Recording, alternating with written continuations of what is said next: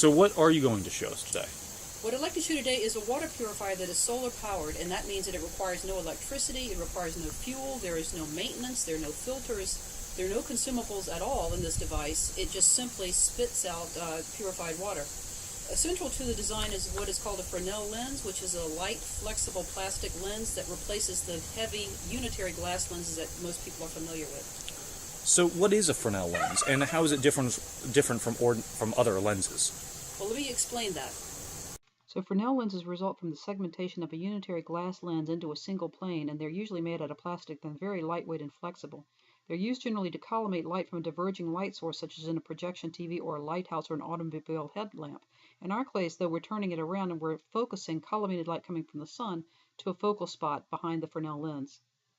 The schematic view of the water purifier setup. It takes a Fresnel lens and focuses incoming collimated light from the sun onto an extended copper coil behind the lens. Water traverses from an input bucket through the coil to an output bucket. In the course of the day, the sun, of course, moves in a trajectory across the sky, which causes the spot on that coil to move linearly. The coil is designed to have sufficient lateral extent to intercept that spot from about 11 a.m. to 2 p.m. every day. Okay. So, as I was explaining just before, there are just a few components to this system. This is the Fresnel lens. It's a 62-inch lens. It takes collimated light coming from the sun to the earth, which arrives straight, and it focuses it to a point. The focal spot of this lens is located about here. So it's behind this black coil. So the black coil will intercept the incoming radiation and put it in a spot that's about 3 inches by 4 inches. So the spot is not at the focus, it's inside of that, so the temperatures aren't excessive.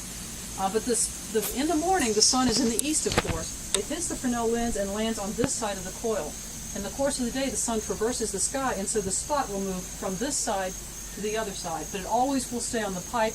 If the lens is oriented correctly at the right azimuth, this spot will be a linear swath that goes all the way across this top level of the pipe.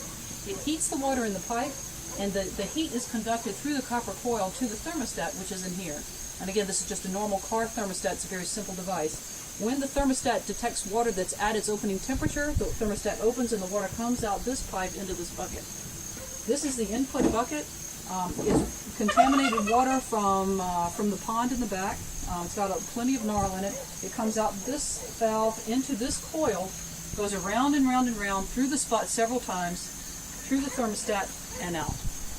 So the coil, as you can see, is rigidly attached to the lens, so this whole device moves as a solid object. And that's important because the relationship of the coil to the lens wants to stay the same, but the sun moves seasonally, azimuthally in the sky. So you want to rotate this whole lens on the order of, say, every few weeks. You want to move the lens a little bit so that the spot continues to hit this top pipe. Okay. As I mentioned, seasonally, as winter approaches, the sun's elevation in the sky will go down, and so you have a more acute angle, and so you want to raise the lens correspondingly. To do that, you simply adjust the chain to move it a notch, like so. You have to do that on the order of every few weeks, perhaps, but again, the seasonal adjustment is required for this. There was not any obvious way to me that you could make this operate throughout the year without any adjustment at all. What would be the consequences if you didn't change it? If you didn't change it, the sun would stop hitting the pipe and the water would not be heated, the thermostat wouldn't open, and nothing would come out. So, how do you test for efficacy? We actually use a very simple reagent, which is identical to the one used by some government labs that test the quality of drinking water. It's called Alert, and it's manufactured by IDEX. And so they send you a reagent which you then add to your water samples. You incubate it for 24 hours, and then you read the results based on the color that the reagent turns in the sample. I have a subset of the water samples we've taken. On the left are water samples that did not go through the heated coil, and on the right are samples that did. And the color of the sample is indicative of the presence of coliforms in the water. You can see on the left, where they didn't go through the heat treatment process, there's a lot of color. On the right, they're essentially transparent.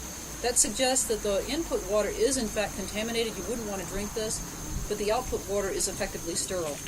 This is the comparator that's provided by this company, IDEX. If the color of your sample after incubation and the reagent is lighter than this, then the sample has less than 1 coliform per 100 mil. If it's darker, it has more. So again, these samples look quite pure compared to the input, so it would appear that the method is effective. Here we have a sample that was tested by the certified lab showing the similar results, no coliform count after the coil. So are there any safety concerns about your device? Well, there are a number of considerations that one has to be aware of, especially when you're dealing with Fresnel lenses. Mostly the focal spot can reach extraordinary temperatures like 2,000 degrees, so you have to be very careful not to have flammable items at the focus spot. Now this device, we don't work at the focus, we work well in, several inches in from that, so that the temperatures aren't nearly that intense. But in general, if you're working at the focus, you have to be very careful and very cognizant of where that spot falls during the course of the day and during the course of a year. You should wear eye protection if you're working in the focus, and you should, again, be very careful with flammable materials in the region. So what are the capabilities and the limitations of this? There are two modes that the device can be operated in. One is a steam mode and the other is a liquid mode, and it only depends on the kind of output control valve you use. For example, you can use a check valve, which requires a certain PSI to open that valve, or you can use a thermostat, which requires a certain temperature to open the valve. If you use a check valve, you require the water to boil, and so the output is less because you have to reach much higher temperatures and pressures. If you use a thermostat, the output is greater, but the effluent has not been distilled. And so the understanding is that when you use the steam mode, the water is required to boil inside the pipe in order to escape. And so that leaves heavy metals behind, it might leave volatile organic compounds behind, it might leave salt behind. And so the water coming out should be really quite clean. The thermostat model, though, it elevates the temperature of the water to the point where the bacteria are killed, but it doesn't require evaporation. So back using the thermostat, we're now using a thermostat that's a car thermostat. There's several examples I'll show you outside. And it simply opens when the temperature is reached and it closes otherwise. It's a totally passive device. It's very cheap and it's low tech, but it's nice because, as I said, it's totally passive. There's no adjustment to make. There's no adjustment. It just simply opens when the sun is up and closes when the sun goes down. So are there any improvements that you could make to future models, and could you scale it up in order to increase the output?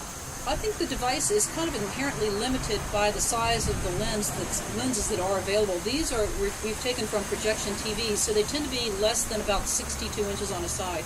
And it's not obvious how you would scale that up to a very large number. So again, in my vision, this is not really applicable to large-scale water treatment facilities. That's not what we had in mind. But it is applicable to smaller scale, more remote areas. We don't know how much water we could get out. Right now, every sample I've tested has come out clean. And so I think my understanding is that we have a little bit of overkill. We're getting the water hotter than we need to. We could back off on that and probably get more output. I would guess we could back off another 10 degrees before we begin to run into a zone where we are not effective in purifying it. And at that level, I would guess we'd get 4 to 5 gallons out per day. So what do you want to do with it now? Well, we're making this video in the hopes that various humanitarian organizations might take an interest in this and work with us to find some areas in Africa perhaps that could make use of this.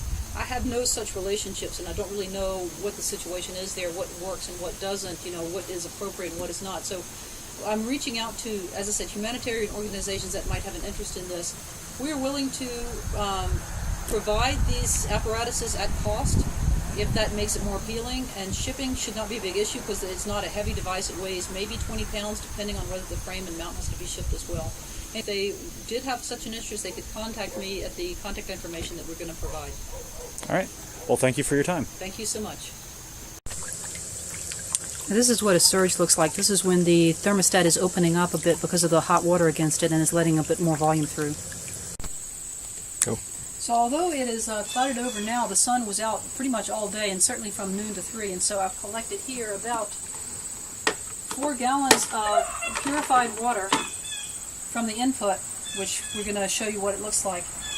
And just to make sure you know that this water is safe to drink, I'll have a little right now.